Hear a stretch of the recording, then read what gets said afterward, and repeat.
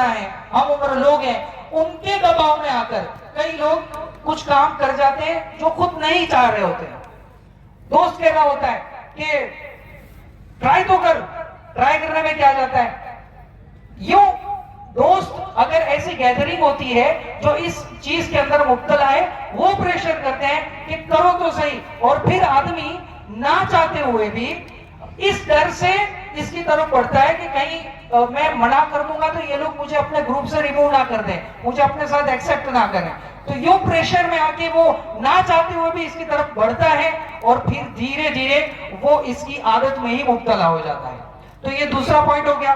Third point ہے influence by media and celebrities.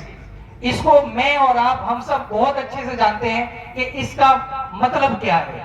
آج کل کئی لوگ سوشل میڈیا پلیٹ فارمز کا غلط استعمال کرتے ہوئے ڈرگز جیسی چیزوں کو گلیمرائز کر رہے ہوتے ہیں، اس کو اچھا دکھانے کی کوشش کر رہے ہوتے ہیں، اور یوں ڈائریکٹلی یا انڈائریکٹلی ڈرگ ابیوز کو پروموٹ کر رہے ہوتے ہیں.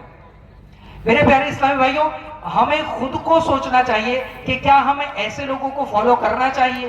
کیا ایسوں کی بات سن کر ہمیں کسی غلط طریقے کو اپنانا چاہیے؟ آپ کہیں گے ہرگز نہیں، بالکل نہیں.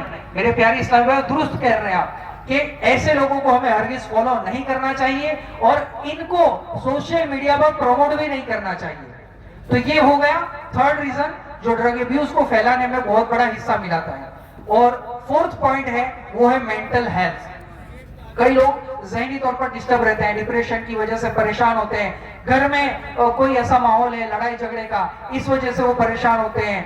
تو اس جو ایموشنل سپورٹ جب نہیں ملتا ہے، تب وہ یہ سوچ کر کہ شاید یہ ڈرگ میں لوں اور اس سے مجھے تھوڑی مینٹل راحت مل جائے، تو یوں سوچ کر کئی لوگ ڈرگ کی طرف بڑھتے ہیں، اور پھر دھیرے دھیرے اس کی عادت ہی میں مبتلا ہو جاتے ہیں.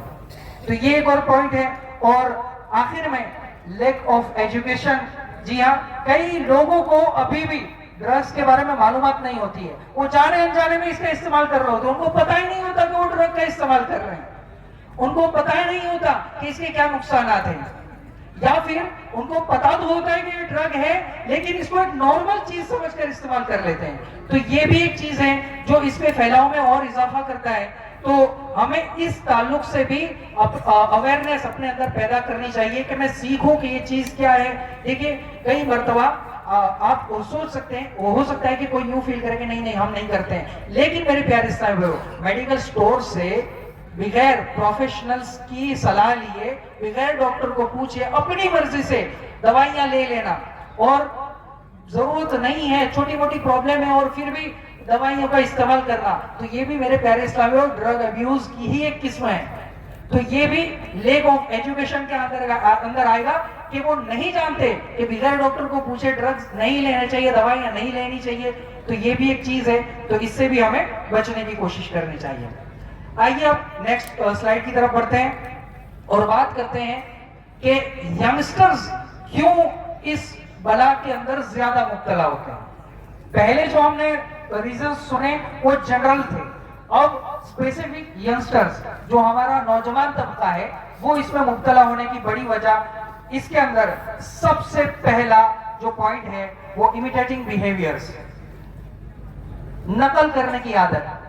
ینگسٹرز اکثر اوروں کو دیکھتے ہیں اور ان کی عادتیں اپناتے ہیں.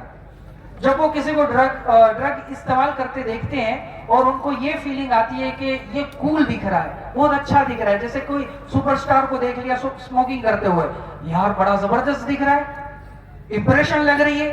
تو یہ دوسرے کو دیکھ کر اس سے امپریس ہو جانا جبکہ وہ کام غلط کر رہا ہے، ٹھیک ہے، تو یوں پھر وہ اس کی نقل کرتے ہیں کہ شاید ہو سکتا ہے وہ بھی کول دکھیں گے. تو یہ سوچ کر وہ شروعات کرتے ہیں، اور اسی شروعات کے بعد پھر دھیرے دھیرے اس کی عادت میں مبتلا ہو جاتے ہیں. تو یہ ایک ریزن ہے. پھر چھوٹے چھوٹے بچے وہ بھی آس پاس کا انوائرمنٹ دیکھتے ہیں اور نقل کرنے کی عادت کرتے ہیں. تو اگر ان کے آس پاس ایسا انوائرمنٹ ہے جو ڈرگ ابیوز کو بڑھاوا دینے والا ہے تو وہ بھی پھر آگے چل کر اس چیز کا شکار ہو سکتے ہیں. دوسرا پوائنٹ وہ ہے فیملی انوائرمنٹ. دیکھیں میرے پیارے اسلامی بھائیوں، آپ سب سمجھتے ہیں کہ گھر کا جو ماحول ہوتا ہے اس کا ہمارے اوپر ضرور کچھ نہ کچھ اثر ہوتا ہے. گھر میں اگر لڑائی جھگڑے کا ماحول ہے، گھر میں اگر بہت زیادہ ٹینشنز چل رہی ہے، تو بعض اوقات یگسٹرز پھر یہی پریشر میں آ کے ڈرگ کی طرف بڑھ جاتے ہیں کہ شاید ان کو مینٹل ہیلتھ تھوڑا مینٹل سکون مل جائے. تو میرے پیارے اسلامی بھائیوں یہ بھی ایک پوائنٹ ہے. اور اگر فیملی میں کوئی ڈرگ ایڈکٹ ہے, فیملی کے اندر ہی کوئی ایسا شخص ہے جو اس کا شکار ہے, تو اس کو دیکھ کر بھی بعض اوقات ینگسٹرز جو ہیں اس کے نقش قدم پر چل دیتے ہیں.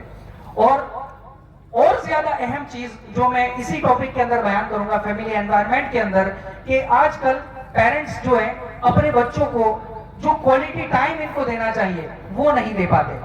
گھر میں اپنے کام کاج سے فون لے کے پہنچے, بچہ آ رہا ہے, اسکول سے آیا ہے, وہ اپنی کارکردگی بیان کرنا چاہ رہا ہے اپنے والد صاحب کے سامنے.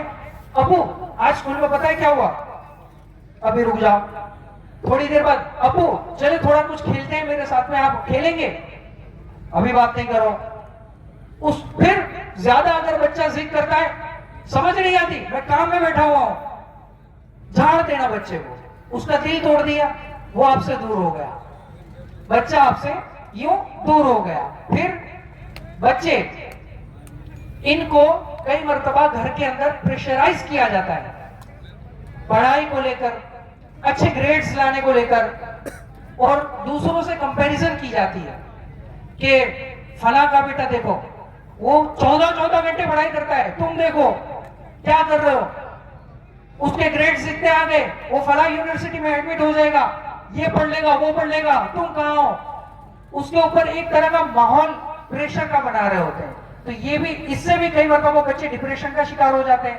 پھر اکیلاپن ان کو, جیسے ماں باپ اگر اس کے ساتھ اچھے سے ٹریٹ نہیں کرتے, وقت نہیں دیتے, اس سے ہر بار یہی غصہ انوائرمنٹ, وہ جب بھی آئے گھر میں بس غصے سے بات کرنا, جھاڑتے رہنا, اور باہر ہر کسی سے جی حضور باتیں کرنا, بچے کے ساتھ غلط ٹریٹمنٹ. تو یہ بھی بعض اوقات بچوں کو اپنے ماں باپ سے دور کرتا ہے. اور بچہ جب اپنے باپ کے اندر ایک دوست کو نہیں پاتا تو وہ باہر پھر اپنے فرینڈز تلاش کرنے جاتا ہے. وہ باہر پھر اس پریشر کو, اس اینگزائٹی کو دور کرنے کے الگ الگ ذریعے تلاش کرنے جاتا ہے, اور اسی میں بعض اوقات وہ ڈرگ کی طرف چلا جاتا ہے. اور ایک مرتبہ اس کا وہ شکار ہوا, وہ دھیرے دھیرے پھر اس کے ایڈکشن کے اندر مبتلا ہو جاتا ہے. تو یہ بہت اہم ٹاپک ہے. فیملی انوائرمنٹ ہمیں ایسا رکھنا چاہیے کہ بچے ہمارے قریب رہے, اپنی باتیں ہم سے شیئر کر سکیں, کم از کم اتنا ہمارے اندر ریلیف ہونا چاہیے. تھرڈ پوائنٹ ہے گیدرنگ. ہر کوئی اپنے آس پاس جو بیٹھتے ہیں, جو گیدرنگ ہوتی ہے, اپنا فرینڈ سرکل جو ہوتا ہے اس کا بھی اثر لیتے ہیں. تو غلط گیدرنگ ہوگی تو یہ بھی ہمیں ڈرگ ابیوز کی طرف لے جا سکتی ہے. فورتھ پوائنٹ ہے ایکسیسیبلٹی. یعنی آج کے زمانے میں ہماری سوسائٹی میں ڈرگ کا ملنا بہت آسان ہو گیا ہے.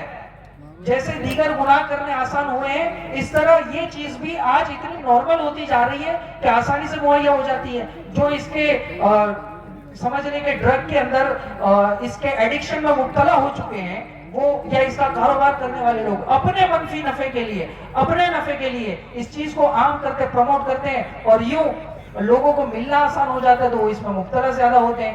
تو ہمیں اس بارے میں بھی سوشل اویئرنس لانے کی بہت زیادہ ضرورت ہے. دوسرا اب جو ہم ٹاپک دیکھیں گے وہ ہے اس کے نقصانات. ڈرگ کی وجہ سے کیا کیا نقصانات ہوتے ہیں.